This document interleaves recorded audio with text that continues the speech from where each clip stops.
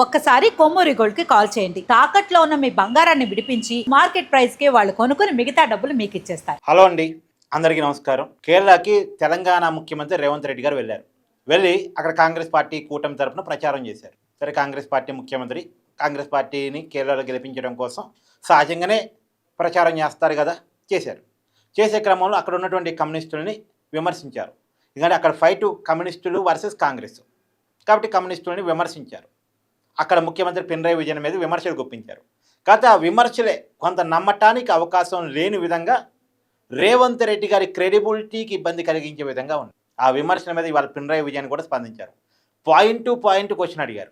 ఆ point to point questions కనుక వింటే రేవంత్ రెడ్డి గారి ప్యాంట్ తడిసిపోయిద్దేమో, సారీ టు సే. అంటే నిజంగా ఆయన గట్టిగానే అడిగారు.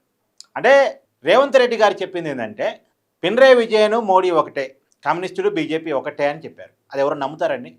కమ్యూనిస్టులు బీజేపీ ఒకటే ఉంటుంది అసలు. వీళ్ళు రైట్ అయితే వాళ్ళు లెఫ్ట్, వైరి పక్షాలు సిద్ధాంతపరంగా. దానికి పినరయి విజయన్ గారు ఇచ్చిన కౌంటర్ ఏంటంటే మోడీకి వ్యతిరేకంగా నేను నిలబడగలిగినంత గట్టిగా నువ్వు నిలబడగలవా, మోడీని నేను క్వశ్చన్ చేసినంత గట్టిగా నువ్వు క్వశ్చన్ చేయగలవా, బీజేపీకి వ్యతిరేకంగా నేను చేయగలిగినంత ఫైట్ నువ్వు చేయగలవా, స్ట్రైట్గా అడిగారు. మరి రేవంత్ రెడ్డి గారు ఏం చెప్తారు? సరే, అంటే బీఆర్ఎస్ బీజేపీ ఒకటని రేవంత్ రెడ్డి గారు తెలంగాణలో ప్రచారం చేస్తే నమ్ముతారేమో కానీ కమ్యూనిస్టులు బీజేపీ ఒకటంటే నమ్ముతారా? నమ్మడానికి అవకాశం ఉంటుందా? సరే, ఇది పోనీ.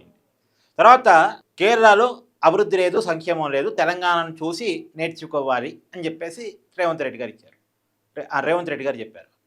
దానికి పినరయి విజయన్ గారు ఈ మధ్యనే ఖమ్మం జిల్లాలో వెలుగుమట్టలో ఇల్లు కూల్చేశారు కదా, ఆ వీడియోలు పోస్ట్ చేస్తూ ఇదిగో ఇదేనా నీ అభివృద్ధి, పేదల ఇల్లు కూల్చివేయటం, ముందు ఆ పేదల ఇల్లు కూల్చేయకుండా వాళ్ళకి అభివృద్ధిని చూపించు, అభివృద్ధిలో వాళ్ళని భాగస్వాములు చేయి, తర్వాత ఇక్కడికి వచ్చేదన్న నీతులు చెప్పని చెప్పేసి అవి పోస్ట్ చేశారు. అంతేగా మరి ఇక్కడ హైడ్రా పేరుతోటి, రెండోది ప్రభుత్వ భూముల్లో ఆక్రమించుకుని ఉన్నారు అని పేరుతోటి భూదాన భూములు ఆక్రమించుకుని ఉంటున్నట్టు, ఆక్రమణ కూడా కాదు, అది వాళ్ళకి కేటాయించిన ల్యాండ్, అక్కడ నివాసం ఉంటున్నటువంటి పేదవాళ్ళని ఎంత దారుణంగా వాళ్ళ ఇల్లు కూల్చివేశారు.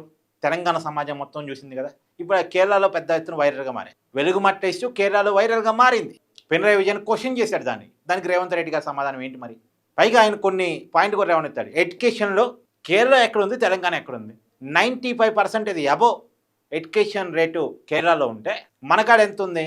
78% ఉంది. పెద్ద తేడా ఉంది. పైగా పావర్టీలో కేరళ 0.5% మాత్రమే ఉంది పేదరికంలో అక్కడ కేరళ వాళ్ళు, కానీ మనకాడ 5.58 ఎంతో 6 వరకు అటు ఇటుగా పేదరికం ఉంది అన్నట్టు మన లెక్క. నిజానికి అంతకన్నా ఎక్కువ. వైట్ రేషన్ కార్డు అన్నీ పేదరికమే కదా, సగం కుటుంబాలపైగా మనకాడ పేదరికమైనాయి. ఆ పరిస్థితుల్లో మనం ఉన్నాం. పైగా సంక్షేమ పథకాలు అమలు అంటే 6 గ్యారంటీలు ఎంత గ్యారంటీగా అమలు అవుతున్నాయి అనేది మీకే తెలుసు.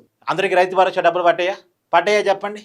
రేవంత్ రెడ్డి గారు పోయి సంక్షేమ పథకాల విషయంలో, అభివృద్ధి విషయంలో కేరళ కంటే నేనే బాగున్నాను, కేరళ వచ్చి మమ్మల్ని చూడాలంటే అవి విజయన్ గారికి ఎంత వెటకారంగా అనిపించుంటాయి. అదే ఇలాంటి క్వశ్చన్. పైగా విజయన్ గారు ఒక క్వశ్చన్ చేశారు.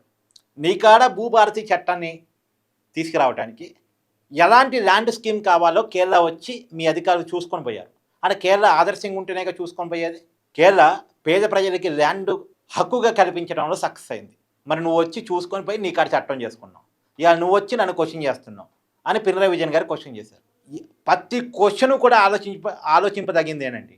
ప్రతి క్వశ్చన్ కూడా ఆలోచింపదగిందే. విజయన్కి రేవంత్ రెడ్డికి మధ్య ఎలాంటి పోలిక అనేటువంటిది లేవనెత్తేది. రెండోది విజయన్ గారు రెండోసారి సీఎం, ఆయనకు మంచి పేరుంది, మంచి అంటే కమ్యూనిస్ట్ యోధుడిగా ఆయనకు మంచి పేరు ఉంది. సరే, అవినీతి గురించి విజయన్ గారు మాట్లాడారు. అవినీతి రహిత రాష్ట్రంగా కేంద్రం కాగ్ రిపోర్ట్ ప్రకారం మొట్టమొదటి స్థానంలో కేరళ ఉంది, తెలంగాణ 6వ స్థానంలో ఉంది. మీకు నాకు పోలిక ఏంటంటారు విజయన్ గారు? నిజానికి అక్కడ యూడీఎఫ్కే గెలిచే అవకాశాలు ఉన్నాయి, కాదని అంటలేదు, కాంగ్రెస్ పక్షానికి ఉన్నాయి. ఎందుకంటే అక్కడ మామూలుగా ఏంటంటే ఒకసారి ఒకరికి అధికారం ఇచ్చారండి, ఇంకోసారి ఇంకోరికి అధికారం ఇస్తారు. అక్కడ మొత్తం 140 అసెంబ్లీ స్థానాలు ఉన్నాయి. మామూలుగా ఒకసారి ఏమో ఎల్డీఎఫ్కి, లెఫ్ట్ డెమోక్రటిక్ ఫ్రంట్కి అధికారం ఇస్తారు, ఒకసారి యునైటెడ్ డెమోక్రటిక్ ఫ్రంట్కి అధికారం ఇస్తారు. ఈసారి ఇప్పుడు అధికారం ఉంది left democratic front, CPM, CPI, ఇతర కమ్యూనిస్ట్ పార్టీలు. ఇక్కడ ఉంది కాంగ్రెస్, ముస్లిం లీగు, ఈ పక్షాలు యూడీఎఫ్ తో ఉంది. కాబట్టి ఆనవాయితీ ప్రకారం లెఫ్ట్ నుంచి కాంగ్రెస్కి అధికారం రావాలి. ఇక్కడ బీజేపీ నామినల్ మాత్రమే. కానీ లెఫ్ట్ డెమోక్రటిక్ ఫ్రంట్ వైపు ఇంకా ప్రజలు మొగ్గు చూపుతున్నారు. ఇప్పుడు రెండోసారి అధికారం ఇచ్చారు. వాళ్ళ ఆనవాయితీని పక్కన పెట్టి 2021లో సెకండ్ టైం కమ్యూనిస్టుకి అధికారం ఇచ్చారు. అప్పుడు కరోనా టైం విజయన్ గారు బాగా వర్క్ చేశారు, ఆయన పరిపాలన బాగుంది అని వాళ్ళ ఆనవాయితీని పక్కన పెట్టి మరి రెండోసారి పినరయి విజయన్కి అధికారం ఇచ్చారు, ఎల్డీఎఫ్కి అధికారం ఇచ్చారు. ఇక్కడ 170 స్థానాలంటే మ్యాజిక్ ఇయర్ 71 రావాలి. టగ్ ఆఫ్ వార్ ఉందండి, టగ్ ఆఫ్ వార్ ఉంది, టైట్ ఫైట్ ఉంది. ఆ టైట్ ఫైట్లో ఆనవాయితీగా వచ్చే ఓట్ బ్యాంక్ ఉంటుందిగా, పోయినసారి కమ్యూనిస్టులకి వేసాంగా ఈసారి కాంగ్రెస్కి వేద్దాం అనుకునేటువంటి ఆనవాయితీ ఓట్ బ్యాంక్ ఏదైతే ఉందో అది కాంగ్రెస్ని అధికారంలో తీసుకురావచ్చు అని ఉంది. కానీ నిజానికి యూడీఎఫ్ బాగుంటుందా, ఎల్డీఎఫ్ బాగుంటుందా, ఎవరి పరిపాలన బాగుంది, కాంగ్రెస్కా కమ్యూనిస్టులకా మీ ఆలోచన ఏంటి అంటే ఎల్డీఎఫ్కే చెప్తున్నారు. కానీ ఓటు మాత్రం ఆనవాయితీ ఒకసారి అధికారం ఇస్తే రెండోసారి ఇవ్వండి, ఆల్రెడీ విజయన్ గారికి 2 సార్లు ఇచ్చాము, ఈసారి కాంగ్రెస్ను కూడా చూస్తాం అనేటువంటి ఆలోచన చేత ఈసారి కాంగ్రెస్కి వేస్తున్నారు. అంటే వాళ్ళ ఆనవాయితీని వాళ్ళు ఫాలో అవుతున్నారు కాబట్టి యూడీఎఫ్కి వేస్తారని. కానీ పేరు మాత్రం పినరయి విజయన్కే ఉంది బెస్ట్ ముఖ్యమంత్రి. పినరయి విజయన్కి సరిపోయే నాయకుడు కాంగ్రెస్లో లేడు నిజానికి కేరళలో. కేరళ ఎన్నికల మీద మీ అభిప్రాయాన్ని కామెంట్ చేయండి. Thank you.